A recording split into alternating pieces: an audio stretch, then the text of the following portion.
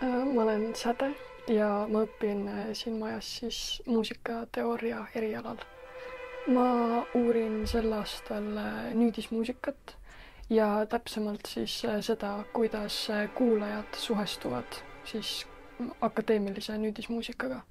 Ma olen märganud lihtsalt inimestega rääkides ja jah, üldse, et nüüdismuusikat kuidagi teatakse või kuulatakse vähem ja, ja siis ma tahan teada, et miks see nii on ja kas siis kuidagi on võimalik neid arvamusi muuta.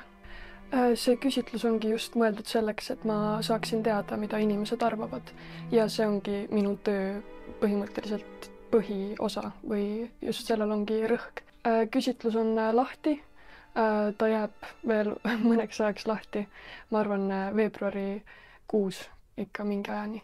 Mubas 21. veebruaril on noorte muusikateadlaste konverents seal ja jah, seal räägin, mis siiamaani on välja tulnud. Ma arvan, et see on väga huvitav eriala ja väga huvitav on muusika üle niimoodi süvitsi mõelda. Ja ma arvan, et jah, see on väga arendav igatepidi.